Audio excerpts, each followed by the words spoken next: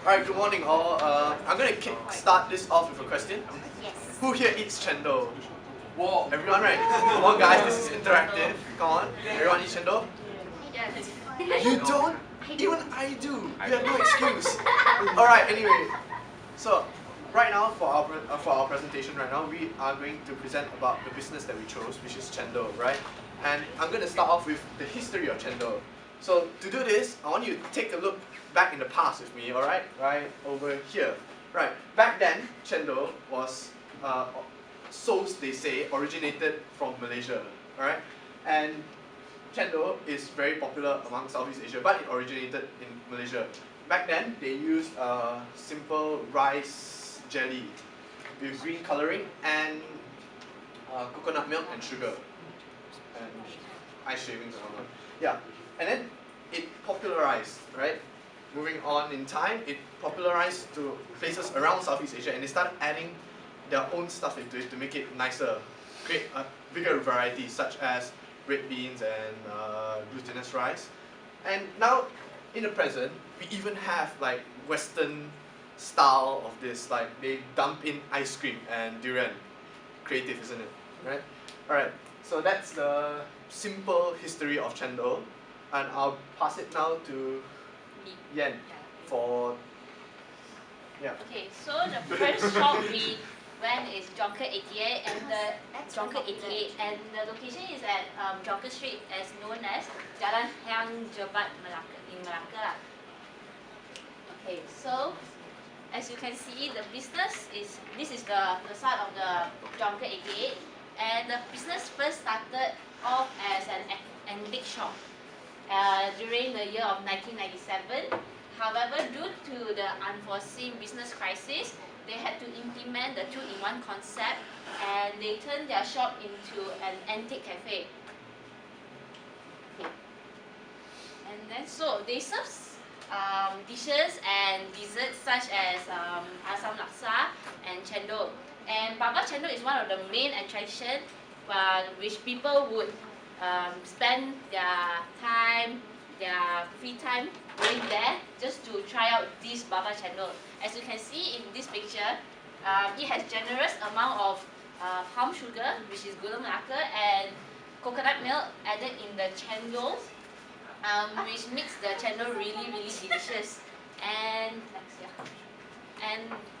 in the shop, as I said earlier, the shop is an antique shop previously, and then the owners still keep the antique collections, and then there are numerous artifacts, antiques and ornaments such as old coins, jades, necklaces, banknotes and all.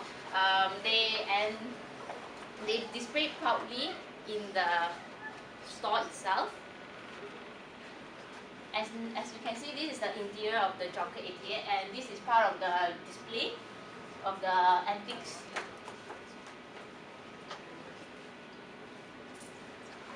Hi, me again.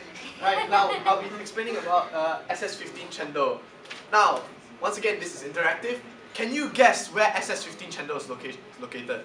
Come on, it's not that hard. Yeah, right there. Alright. So, come on. Alright. They use traditional ice shaver they shave it traditionally, to make their cendol. And just some background history of this place. It's a stall, it's just a simple stall. And in the past, they actually did not have like a shop to do it. They had to go around in a truck and had to, do everything mobilely. Yeah, and the owner of the shop did not want to give us his name during the interview, so we had to do some research, and we came up with this S. Achia, right? Yeah, S. Achia. And he's a really cool guy. He's 54 years old, and he's been in this business for 34 years. 34 experience. Next. And this is their cendol pulut, right? Not very special, but it's still good, All cendol is good, not special, but still good, right? And sorry? Price. The price is 17 ringgit. Not joking. 170. Alright, moving on. Now, I'll pass it to one of my friends. So, comparative analysis. Now I'll be talking about comparative analysis. Okay, for Junket 88, the lady boss actually said that there are 40 shops selling cendol alone in Jonker Street. And for the best cendol SS15, the boss is very confident to say that they don't have any competitors at all because they are the only ones selling cendol around the area, and the boss is really confident with their product. Yeah, the top 3 competitors for Junket 88 first will be Auntie Khor Cendol. Okay. Auntie Khor Cendol is actually owned by an old lady, of course named Auntie Khor. The special thing is that this auntie actually wakes up at 3 AM in the morning to cut, shred and wash the coconuts, specifically 38 coconuts only a day, as well as she plant her own pandan leaves. This is to keep the ingredients as fresh as possible and to make it natural, no preservative. And the location is quite hard to find because it is located in a house compound. As you can see in this picture, it's just opposite this small house. This is where she stays, I guess, and this is her store. It's very hard to find, but still it's very popular. It only opens on Saturday and Sunday and starts from 12 o'clock until she self-finish, but always self-finish in 2 hours time. Yeah. Next will be the Jetta Grove Nyonya Deluxe. It's one of the favorites by locals. It's not located in Jonker Street because he wants to prevent all the traffic madhouse in Jonker Street during the weekends. And their specialty will be, as what Joshua said, they dump ice cream into their cendol. And it's 3.80 cents. Next. Last for the Jonker 88 competitor will be the Amy Heritage Nyonya Cuisine. They sell Nyonya food, but their best seller will be their cendol. And they claim that this is the original cendol. The cendol is not made by shaved ice, but is ice cubes. They claim that this is the original one, so it's yet to be found out whether is it true or not. Okay, now moving on to the SS15 cendol top 3 competitor. First one will be the Penang Road famous Teochew cendol. It started off in Penang. It's a roadside store, and now they have franchise, and it's opening everywhere. It's very popular everywhere now. So people might want to go to this store to eat instead of the roadside store in SS15, and it's located very near to the SS15 shop. It's just like in Sunway Pyramid. Next will be this Taiwan dessert store called Snowflakes. It's also shaving ice, but their shaving ice have like Taiwan accents with those green tea shaved ice, soya milk shaved ice, and all the fancy flavors that all the youngsters love, and all the youngsters would like to come and try new stuff instead of the original cendol. And it's located right opposite the Taylor's College and Inti College. So like attract a lot of customers and cut down a lot of customers from the SS15 cendol. Next will, yeah, that's the Snowflake.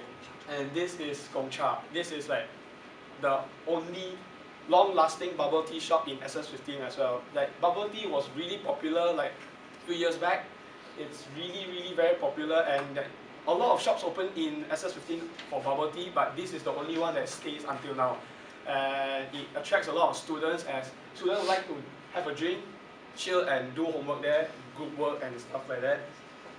Okay, next will be the obstacle faced by the both business. The first obstacle will be I'll talk about creativity first. Okay, in terms of creativity, the restaurant, they have to come up with a very special interior design to attract customer, to give a different ambience, like how Jonker 88, they have the concept of antique shop.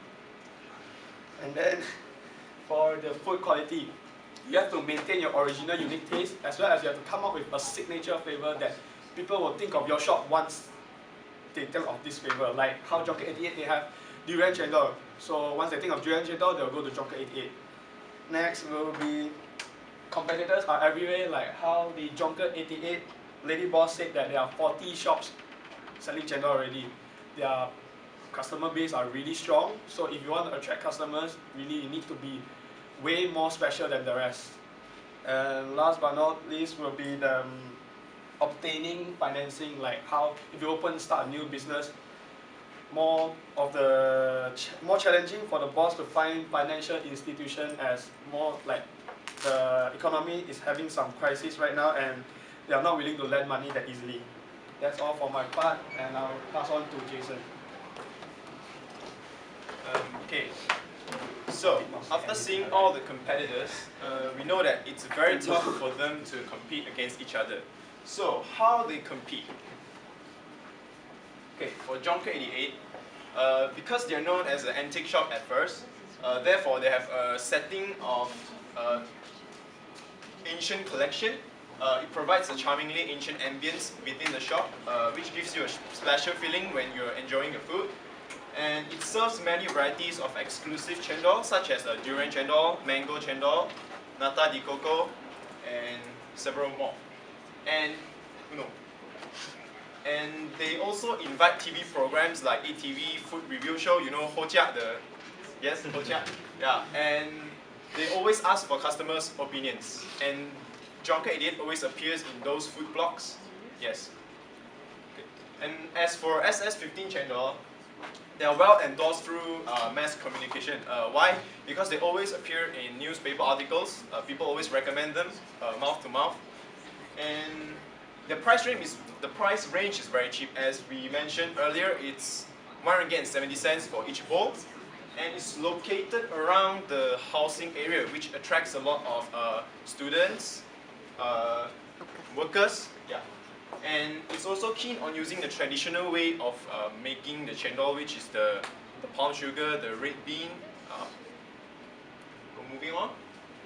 Okay. As for the nature of their business, Jonker 88.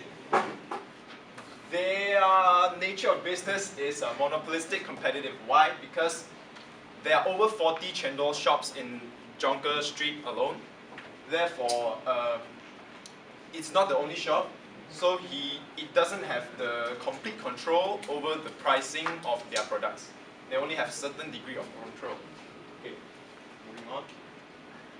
For SS15 cendol, you can consider it as monopoly because it's the sole cendol shop in SS15. It's a very big area, and yeah, it has complete control over the price. But it's cheap, by the way. Now I'll pass on to recommendation, James. Okay, so okay, I'm sure you guys have heard of the phrase "big fish in a small pond." Okay, in this case, these two businesses, they are two big fishes in a small pond. In fact, it's two small ponds, one in Jonker Street and one in SS15. And why do I say so? Because yeah, they are doing quite well. They have a lot of customers. They are famous, but I mean, that makes them the big fish, but they're just stuck in one location. So that makes them living in a small pond. So that's why they have to improve and expand their business. That is the main point, to expand their business. But expanding a business is risky. But so is starting a business. Doing business is all about taking risks. So they have to try to be the big fish. They have to try to be the shark. Find any more? Get it? Okay. So, they have to expand their business because there are many competitors, and if they just stay on that level, they will never improve. So why improve? Why expand? First of all, when you expand, you'll have new branches, you have new shops, new stalls, so you'll need more employees. And with more employees, there'll be a new batch of employees with fresh ideas, with talented skill sets that will help improve the productivity of the business. So this is good because it will help the business in a way. For example, like Jason said, the SS15 channel store, the owner intends to expand to the USJ area. So let's say he does expand to the USJ area, he gets a new store. He'll need a new team to manage that store. So he goes through an interview process. Through the interview process, he gets to assess the candidates, choose the ones that are suitable to manage the store. But the main point is he gets to have a new batch of employees, talented ones, working for him. So the efficiency of the employees will increase. Thus, the productivity of the business will also increase. Not just that, when you have more employees, things are bound to get messy. So you will need an organizational structure to keep things in order. Because with one, the owner can organize the employees, keep them in order, and they can also delegate tasks accordingly to the individual skill set. So, for instance, the SF15 channel store, he has 10 workers working in that small store, 10 in one small store. So it's quite cramped up and confusing. They have a very bad organizational structure, not proper one. So we recommend that he gets a proper organizational structure. So he gets to keep them, the 9 or 10 workers in order. He gets to delegate tasks properly, like the one who is gifted in making cendol won't have to pick up the rubbish. The one who's gifted in picking up rubbish won't have to make the cendol. It's a rough example, but it's the same concept. And also, the fact that you're expanding means you'll have more branches at different locations. And when that happens, your customer base will expand, it will be broader. Why? Because you'll be dealing with new locations in new markets with new demographics. And when there's an increase in customers, you'll have higher sales. Not just that, you'll have higher reputation, more people will know you. For example, the Jonker 88. Okay, let's say that she wants to expand to another place. She's not happy with the 100 customers that she's getting per day. So let's say that she expands to Penang, a tourist hotspot, and she gets 150 customers there. So she has an increase of 150 customers per day. And we all know that with an increase in customers, you get an increase in profit and increase in reputation. So when you have all of that, your business will improve. Your business will improve, which means that your business will flourish and your business will bloom. Okay, so that's all. Okay, I'll be talking about marketing.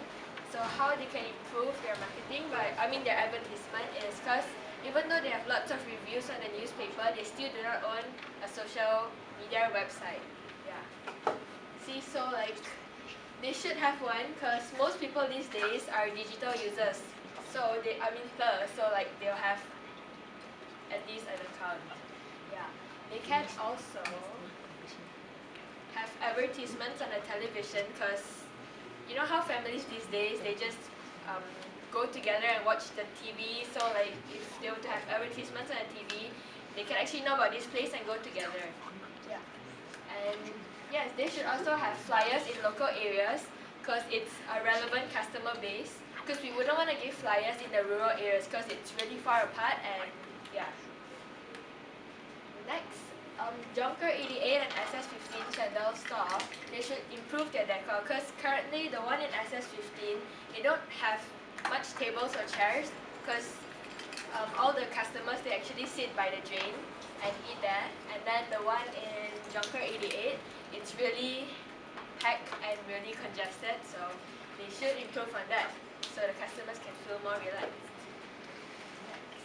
Yeah, they should also improve their customer relationship so that they form some good customer relationships so that the customers can come back more frequently and they can actually spread the word on how good the cendol is, which in return increases their business. Right, so for the there's a conclusion to all this. So we've compared both of the shops we've interviewed, Jonker 88 and SS15 Cendol, right?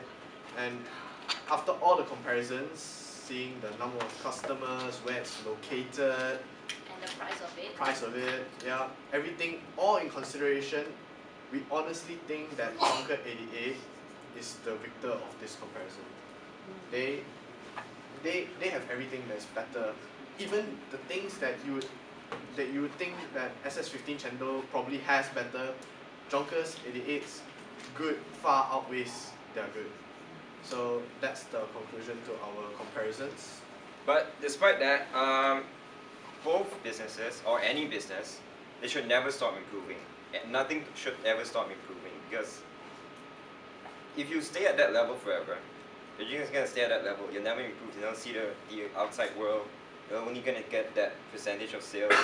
So the fact that you're starting a business means you want to earn more profit. So you must always aim to earn more profit. So based on our recommendations, they can improve more and earn more profit, get more productivity. So that's our conclusion for everything. Thank you very much. Thank you.